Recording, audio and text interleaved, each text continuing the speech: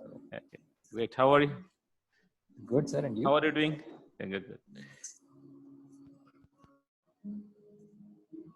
We can get started, I guess.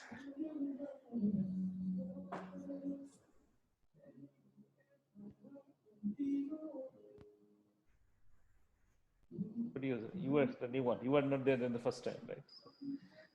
We have another first year FPM student. Anupama had mentioned that she has some other problems, so we couldn't come. Okay.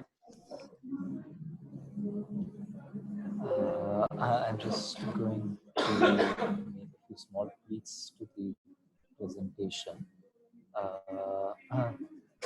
Check that there's nothing sensitive in any of this. Just a few seconds.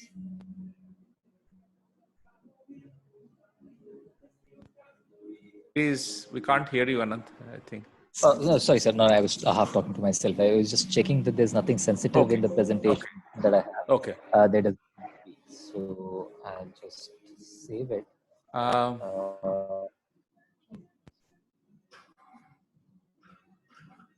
Yeah. Okay. I'll share my screen, sir. Just a second. Do let me know when it's visible.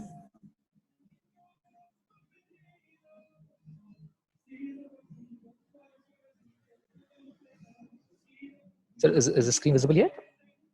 Yeah. Okay. My network isn't too good, so we'll see. I mean, if the audio gets disrupted, I guess that's bad. But if the audio is fine, then maybe we won't worry too much about these screens. I can always share the slides as appropriate. So, how should we dive in? So should I just get started, explain the context of the case, and go into the details, and then we get into Q&A, or shall we try a different format? Or I just thought I'd take inputs based on how the last session went and whether we should tweak things accordingly.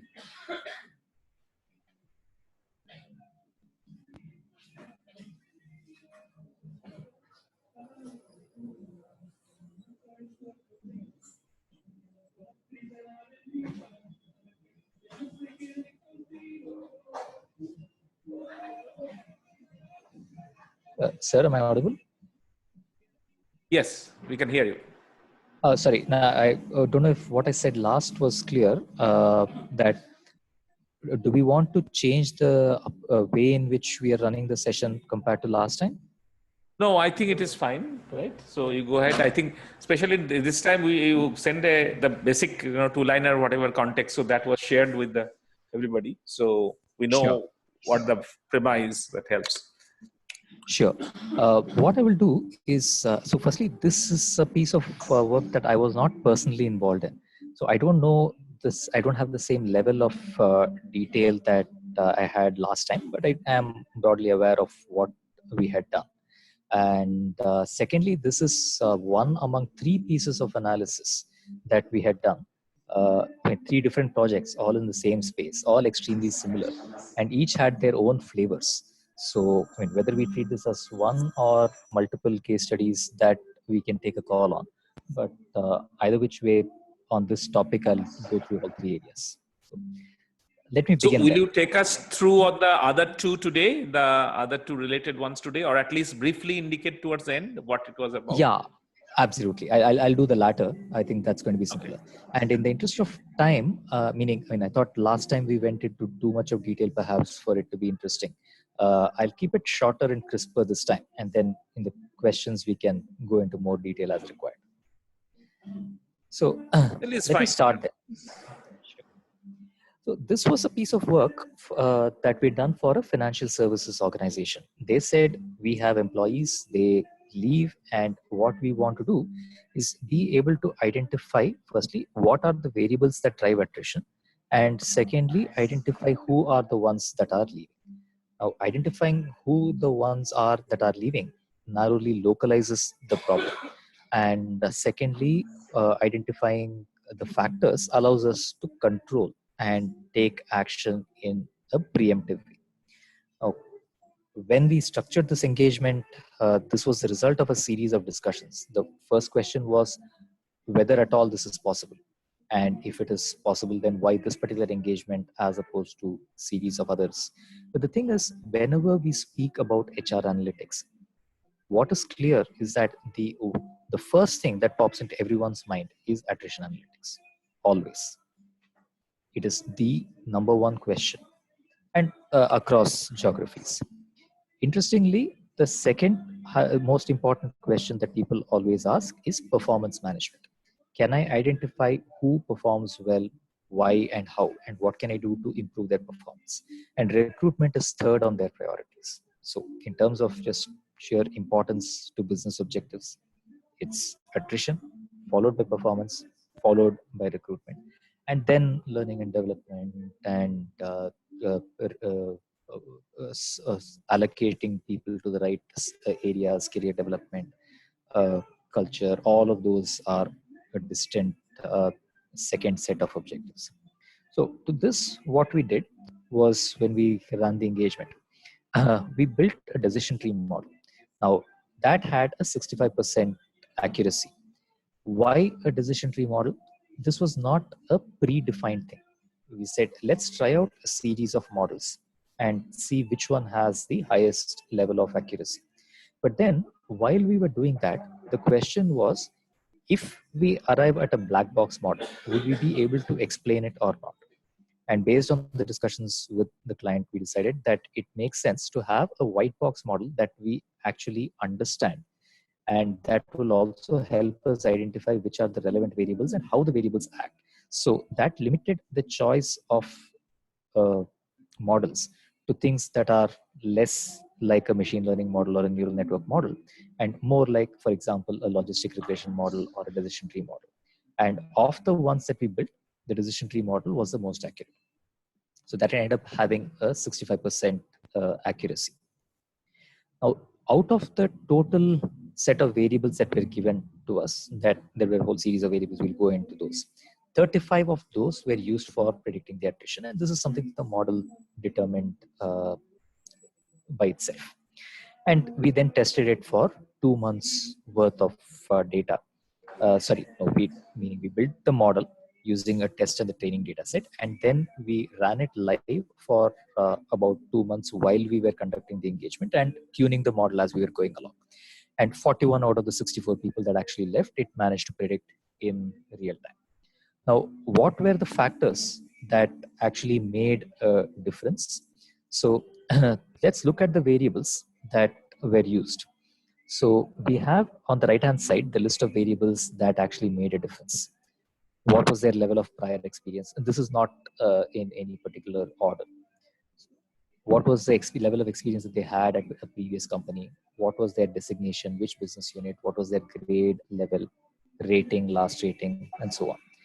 Now, firstly, this will give you a feel for the kind of variables that, or the kind of data that exists in organizations. So, how many medical leaves has the person taken? Casual leaves has the person taken?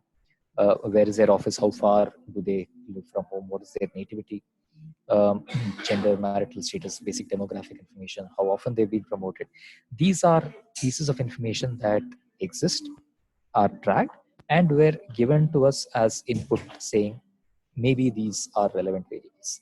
So if we look at the kinds of variables, and just rather than look at all 35 and look at these at a higher level and ask what are the groups or types of variables, it's what is their employment performance? So what is their prior experience and their designation? When were they promoted? How often were they promoted? And we find that, for example, people who are recently promoted are more likely to leave.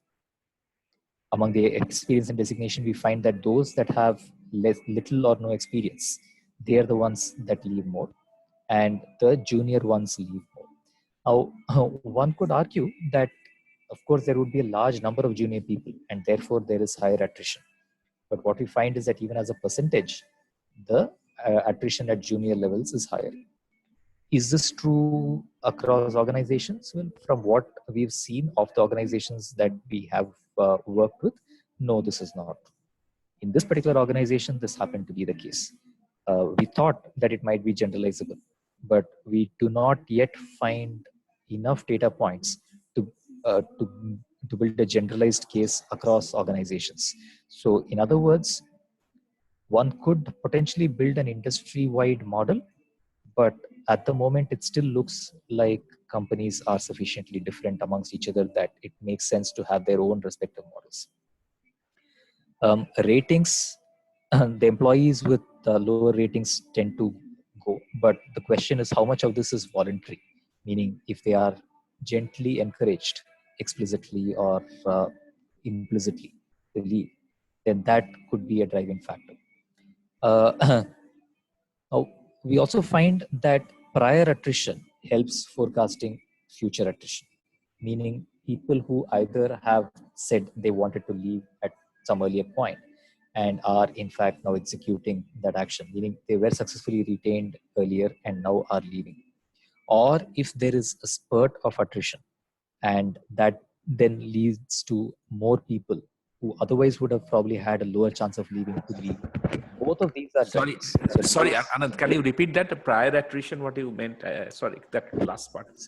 somebody who has put in their papers and has been retained.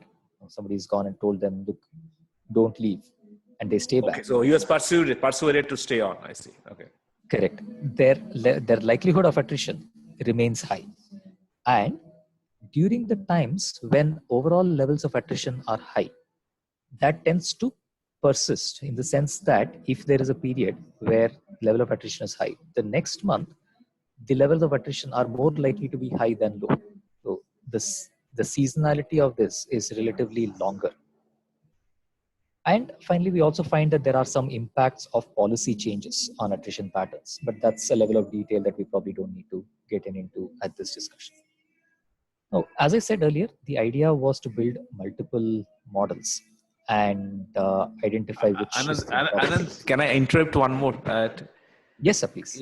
On the data set, that 4,500 employees, you mentioned that current 2,300 and 2,200 of the past 8 years who had left, right? Correct. So on the similar past 8 years, those who did not leave, the corresponding data was also not there, or?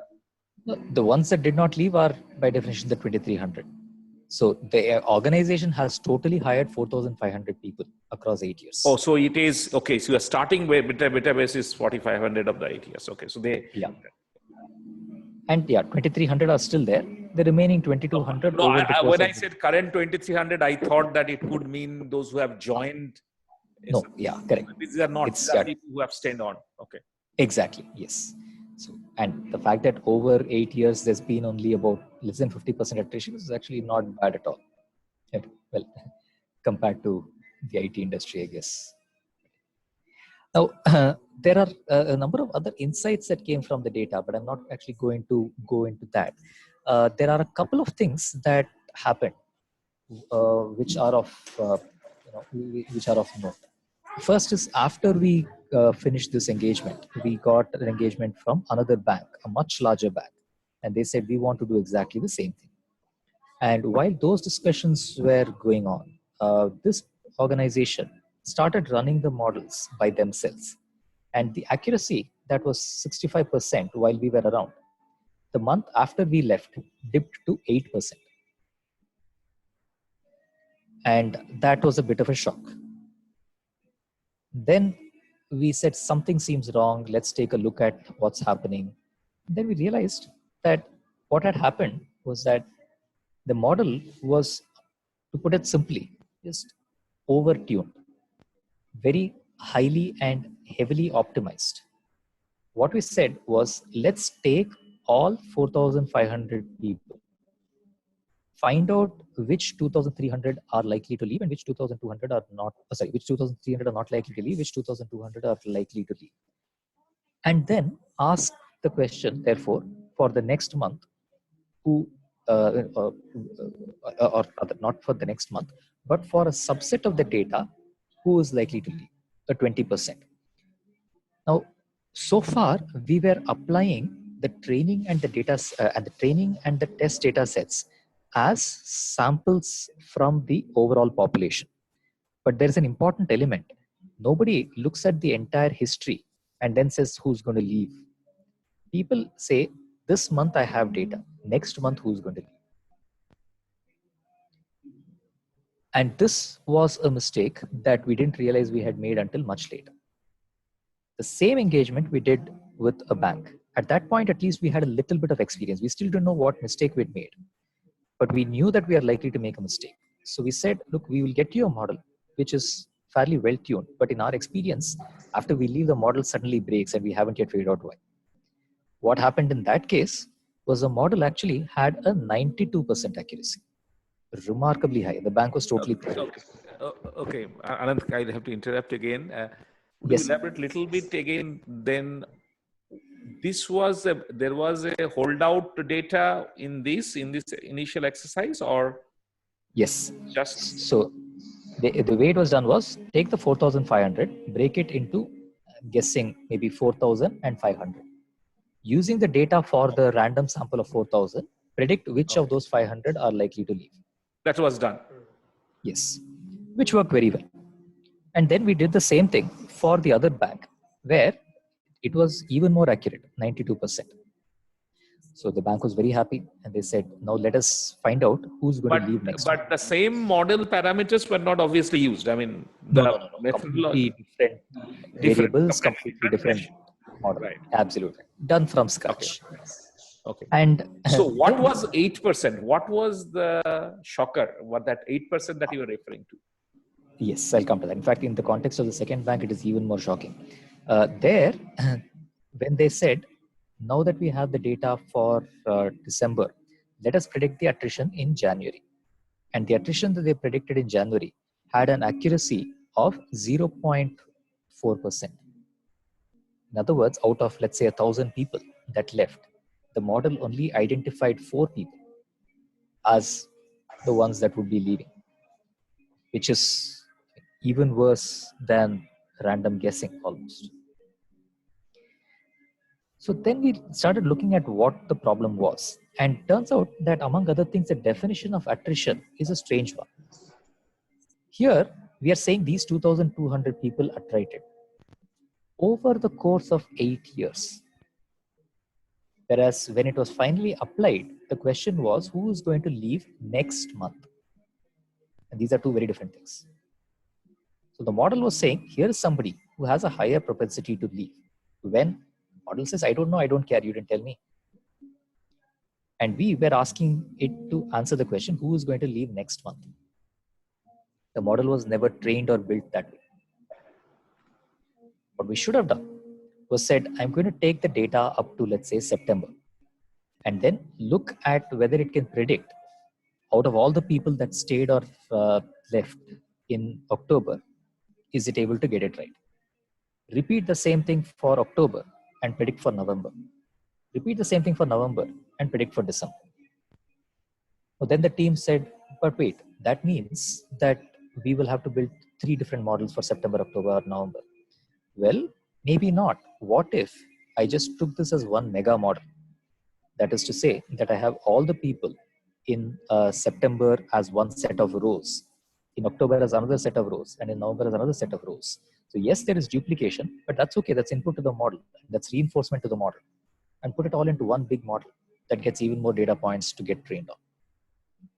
Will this work? We don't know, because unfortunately we no longer have a client to try this on, and we no longer have an engagement to work on.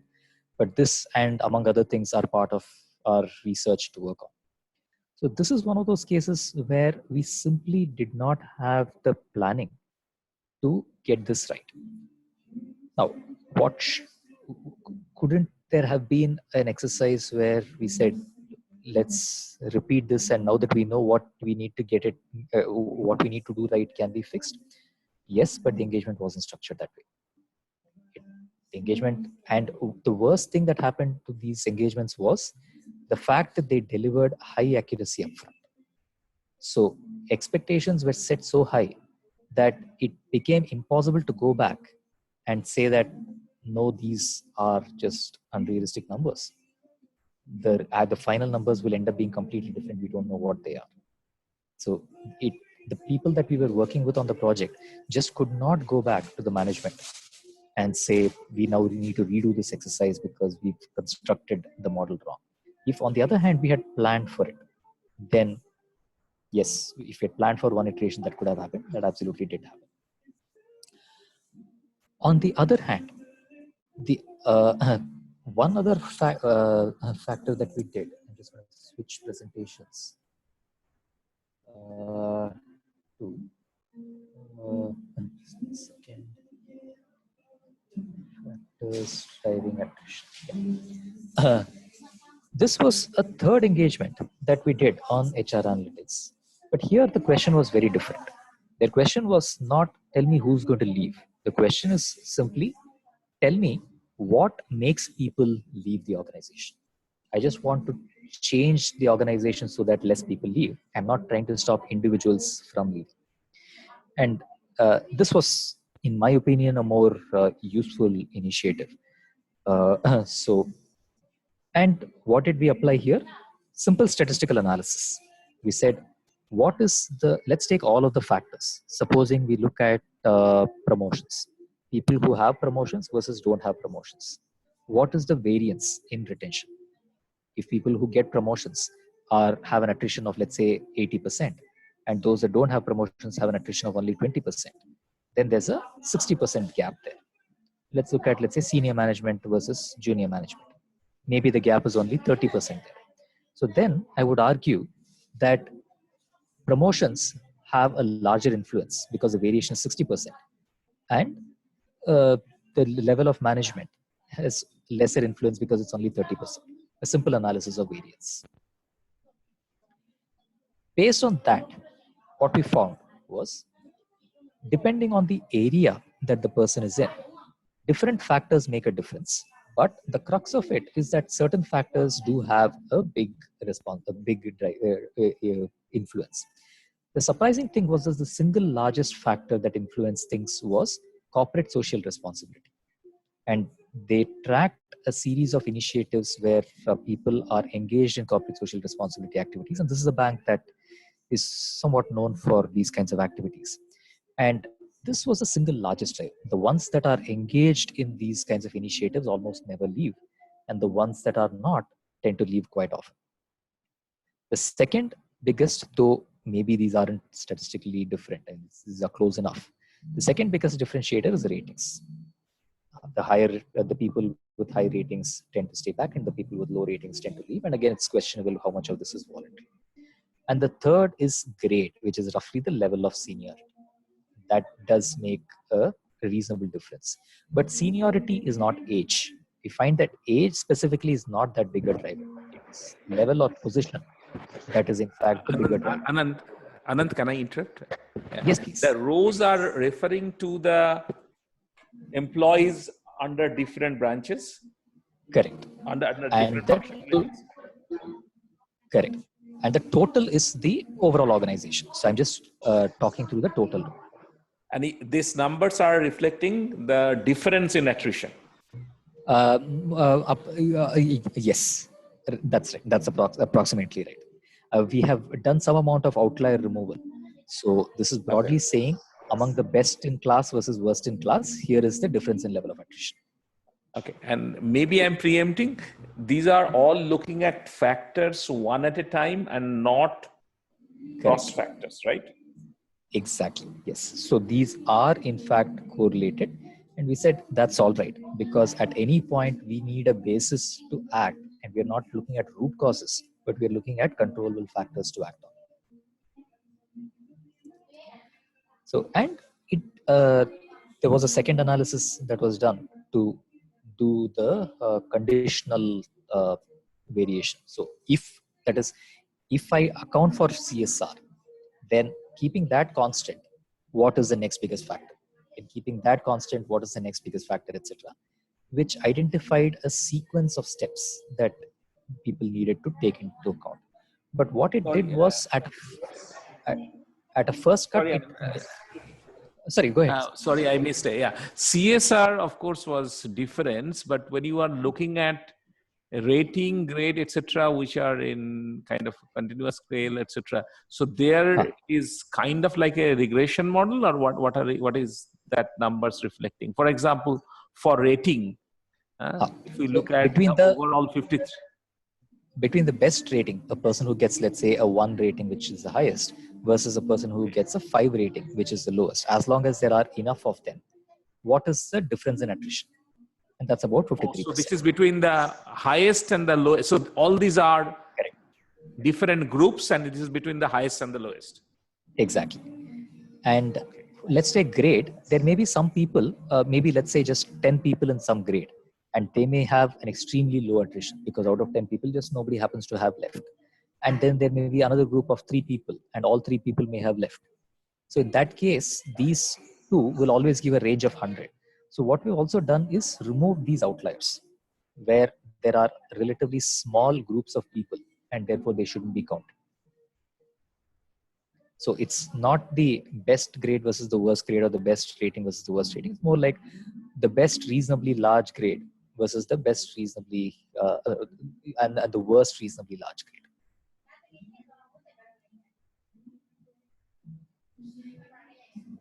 So now with this, the action was reasonably straightforward. Firstly, that they know that people who are engaged in the organization are likely to stay on much more. Not that that was unknown, but what was shocking was the extent to which it was working in this bank. And we haven't seen it working in any other bank.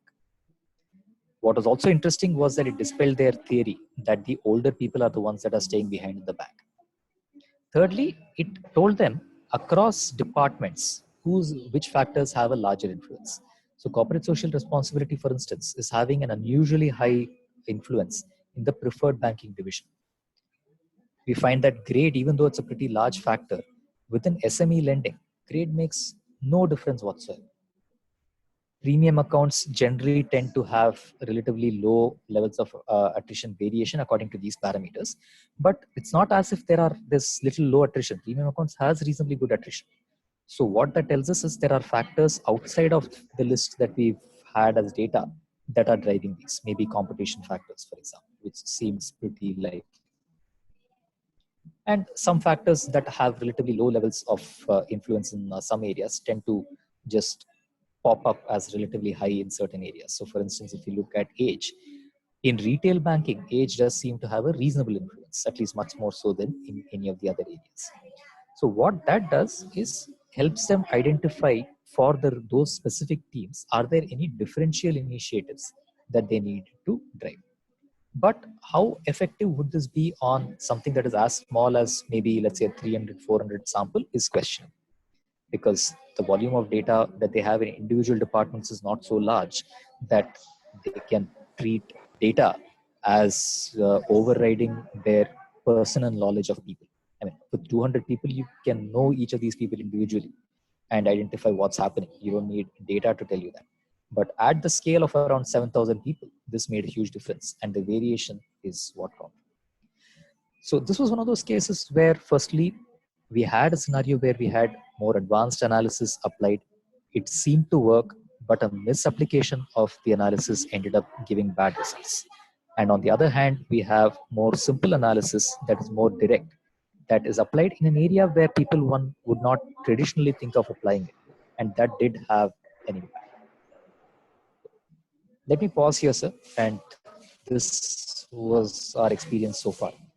Happy to throw it open for questions. Was this across 1 month? No, this was across a period of, I'm trying to remember, okay, at least a few years. I don't know how many years. I can get back to you on the number of years worth of data we had.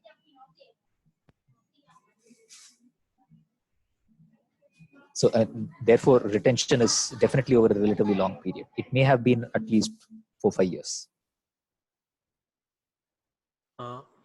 What I want to say is that decision trees have this problem of overfitting. It's a well-known fact.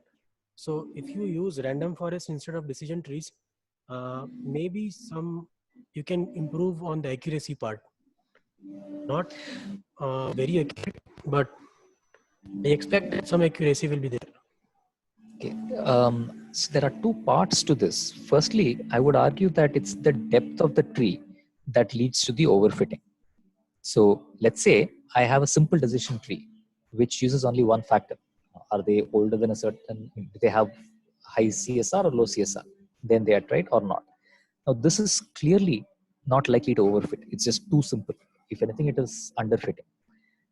Now, therefore, the depth and the size of the tree is what leads to the overfitting. Having said that, the same is true of random forest. In fact, I would argue that with random forest, it is even worse because the depth of a random forest tree is typically larger than the depth of a single decision tree that one normally constructs. And that actually happened. Meaning, when we constructed random forest, this was the second scenario, it had a pretty high accuracy. It was not the most accurate model, but it was definitely higher than decision tree. And it was far less explainable.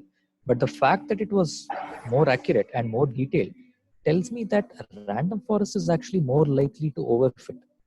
Well, I wouldn't call it overfitting. I would say overfitting, but I'd say that the depth of the tree is likely to lead to a result that, or I'll put it this way, I would argue that decision trees are more likely to underfit than a random forest.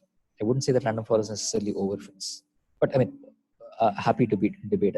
I could be quite wrong on this.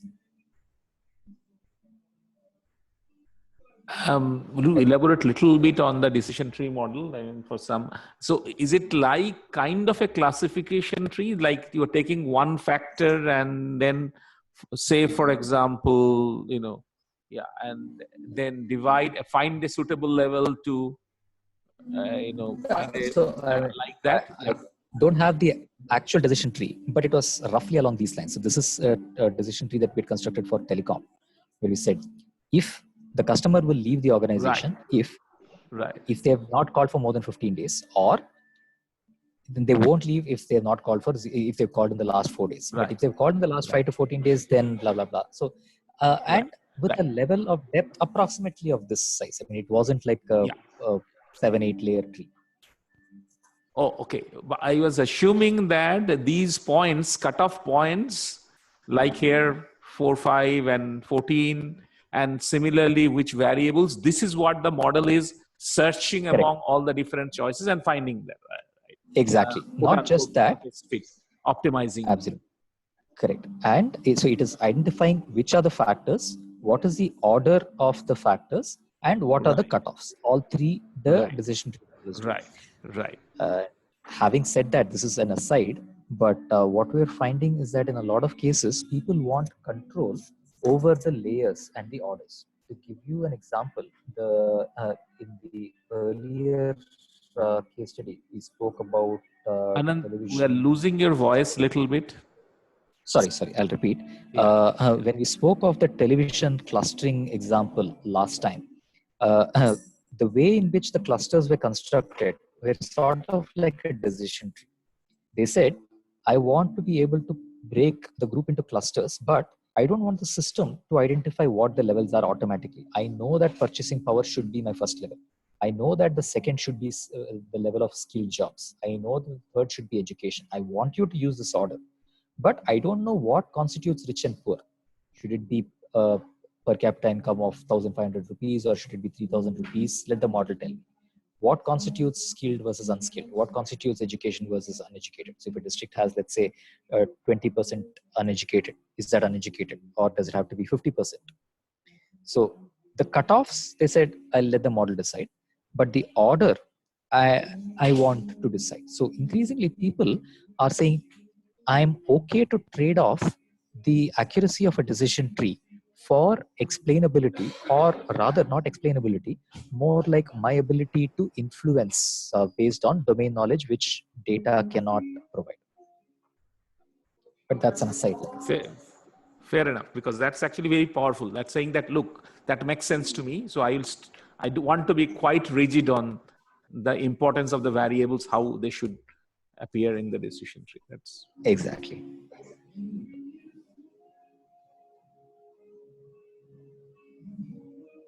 Any other question? Anand, I have a comment which I can, of course, go later on. And this is in reflection with what I saw, I played around with, I mean, I saw the website. I've not spent too much time, but what someone can see, for example, accessing your website, the cases which are there are useful in some ways of getting sense and some things to play around. But for example, in this particular case study, one of the things which would add a value, and it looks to me there are, obviously you didn't perhaps present all of it, but experiment a little bit more. For example, here, as I mentioned, instead of one factor, one can look at more than one factor simultaneously and see whatever it is. And if that has to be facilitated, then we would need the data in the raw form, without the granularity, so that people can play around and not necessarily experiment with the software or whatever the settings which are there in that. I think otherwise the value of the case would be limited. Very true, absolutely. And the raw data is very much downloadable just from that. Okay, so that is also there, so that we can. Yeah. No, without doubt. Okay. The data has to be there.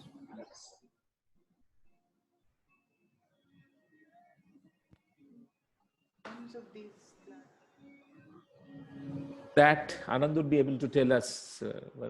Sorry, I couldn't hear that, Menaka. Would we like to mention the names of these banks and no. the banking services company, or leave it? We absolutely don't want to mention the names of any of these banks. Okay. Well, maybe the third one, I'll check with them if they're interested in a joint case study kind of a thing. But I know that the first two would not even want to be named. And the parameters that you showed us in the beginning, did you allocate any kind of point value for each of the parameters, or it was just taken at random? We allowed the model to identify what is the relative importance of each of these in all cases. So when the decision tree was constructed, which is the first level of the tree versus the second level of the tree, etc., the model automatically determined. When it in the second one where logistic regression was used, we allowed the model to determine what is the relevant, what are the relevant weightages. And similarly in random forest, again, the structure is determined by the model itself.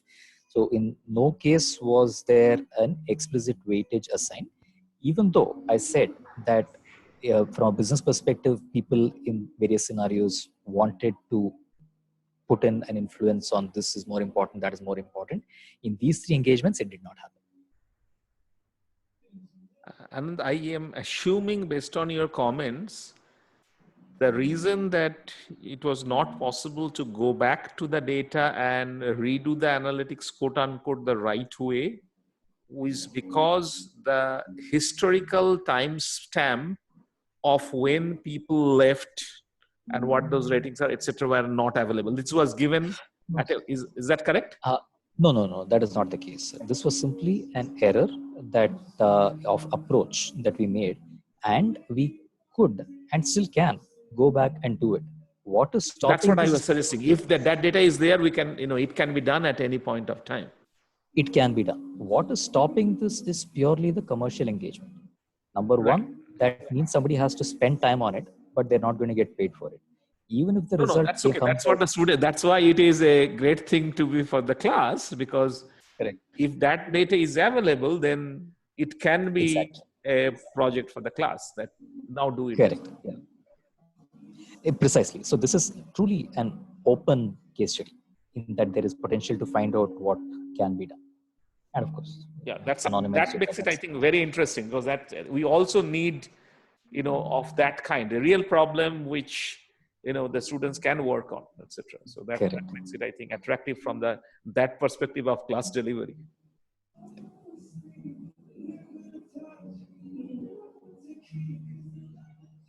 In fact, what we can do is, multiple groups can work on it and, find whoever is doing the best, etc. And probably not necessarily tie them to a decision tree approach, alternative ways of doing it, etc. So I think that makes in fact, I think quite interesting.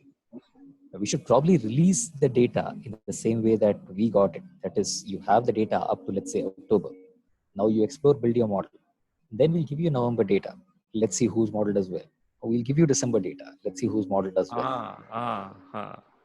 That's really how it happened. That's very good. Yep.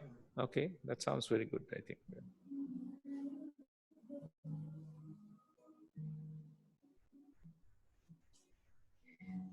So from a case study perspective, Minika, are there any other inputs that you need? I mean, off the top of your head, you can always, of course, reach out later, but just thought I'd check. I just wanted to know if you can explain how this group means works. Okay. Maybe for the purposes of this case study, okay, yeah, no, it's not a big deal. Let me share my screen. I mean, I was just worried about it's taking a bit of time, but no harm. Or you can send it across to me. No, there isn't an explanation as such that is documented. We just have the algorithm, and people just ask me and I tell them. So, so here's an example. Supposing I ask the question, what is the influence of a behavior such as watching television on students' marks in science? So students' marks in science is sort of like attrition, and watching TV is sort of like, let's say, grade or rating or what have you. What we have is students who never watch TV do worse than students who watch TV once a month, who do worse than students who watch TV once a week, who do a little better than students who watch TV every day. So once a week is the sweet spot. And the difference between the best behavior and the worst behavior is 2 percentage points. That is, students who watch TV once a week, they on average get 37%. And those who never watch TV on average score 35%. Now, this is the impact of watching TV. What about the impact of, let's say, the number of siblings? So in science, if you're a single child, you score more than if you have one brother or sister and score more than 2 than 3. And this is a general observation that the more siblings you have, the worse you score. But not in every subject. In mathematics, it turns out that you score more if you have more siblings. And the only reason I could guess for that is you end up having to divide across more children. But other than that, I think also this is a case. I was thinking that perhaps there are, I don't know, I don't necessarily want to use the word better, but more comprehensive ways of capturing a factor other than just taking the two most different groups and taking the difference. We can look at multiple and look at an index which takes into account all the differences across all the groups. That might correct. Yes, and that could be an area of study. Yeah. Yes, we have not been able to identify one that was simple enough. But in any case, the fact is that we are able to identify the difference between the best and the worst. And then we can summarize it. So we say, look, let's see what influences maths marks the most. It turns out that different kinds of father occupations have a huge difference. There's an 8.7% difference. So if your father is a teacher or a lecturer versus if your father is unemployed, that makes an 8.7% difference, which is huge.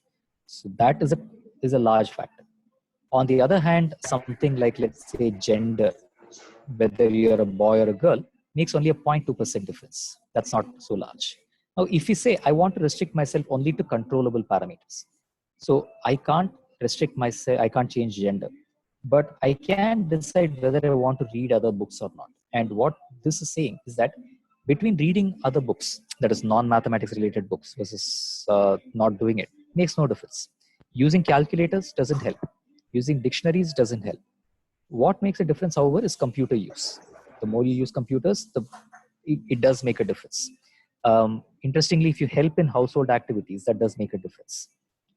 You can't control mother's age, occupation, etc. Age you cannot control. Playing games seems to help in mathematics more so than, let's say, something like tuition.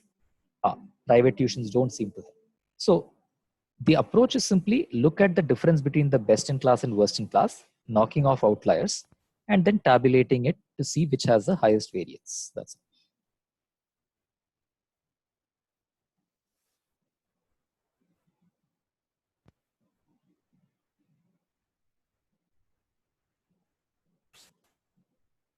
Actually, in this context also, what you are saying, whether it is statistically significant or not, that also needs, perhaps, I don't know whether it is a routine methodology or it needs some thinking methodologically. One needs to, I will reflect on it and revert back. Absolutely. No, yeah. And that we do in any case, which is to check whether the difference is statistically significant or not, and exclude the ones that are not significant. How are you? So if you are already checking it, then okay, by which method? So we take the higher. Firstly, we knock off the small categories. So anything where the sample size is very small, ignore it. For the rest, and the cutoff is approximately 95%, but we can configure it. 90 to 95% is what we take. And then for the rest, identify the biggest and the smallest and do a simple t-test between these. Simple t-test. I think you are using the simple t-test. I can guess it, but yeah. And there's also a reason behind it. So we said, now should we, for example, look at multiple categories and do an F test? And the simple reason why we decided not to do it was the speed of computation. Yeah. For the volume of data that we needed to do it on, the t-test is just so much faster. We said, doesn't matter if it's less accurate. Right now, I just need to get the job done. Meaning, just instead of running for 1 hour, I needed to run in a few seconds. And the magnitude of difference is that huge. The other thing was also, should we compare medians versus means? Median is far more robust and appropriate. But again, computationally, a mean is so much faster than the median. So again, we're saying, doesn't matter if it's wrong or less accurate. Speed makes a huge difference.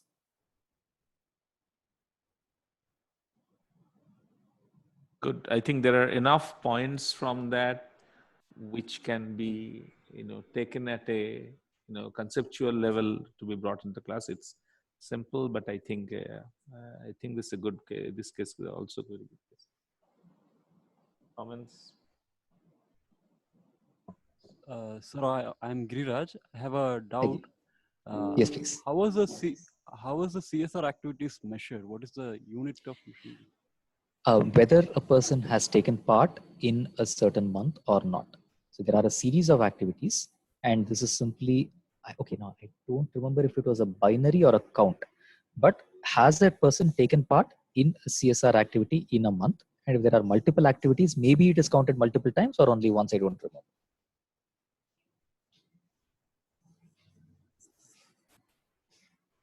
And examples of this are, let's say there's a cycle race for the disabled. That's one activity. There's a raffle ticket collection show for the elderly. That's another. There's a community cleanliness drive. That's a third. These are just different initiatives, and each person can take part in none or more.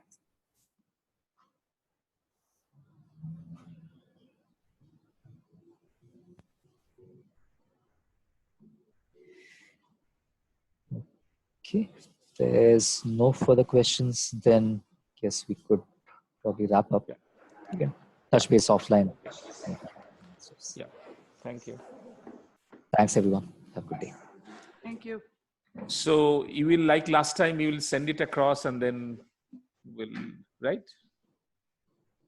Anand, you will send the presentation like last time. You send the presentation slides across. How do you? Yes. I'll share the slides that I put across. Yes, that's right.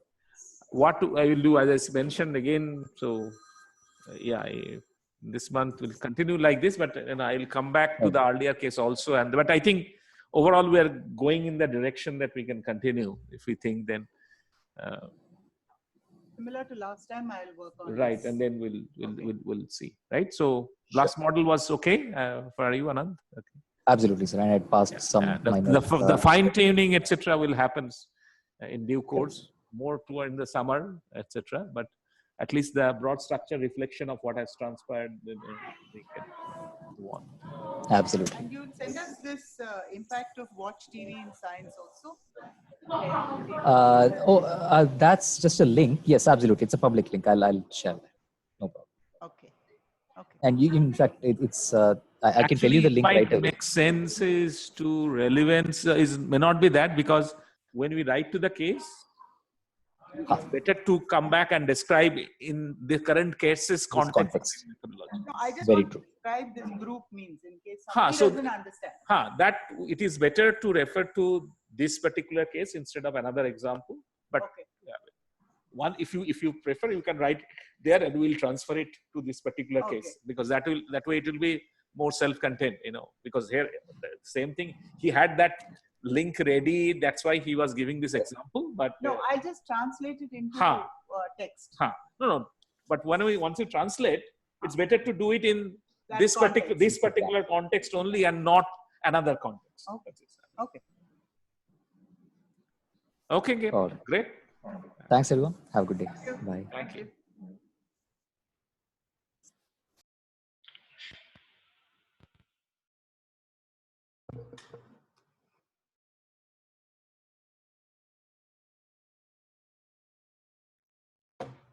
Video again. Yeah, I'll send it to you. The video, yeah.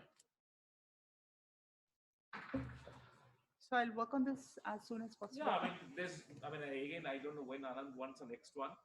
Actually, again, Right. quite tough for me. Except that may be possible between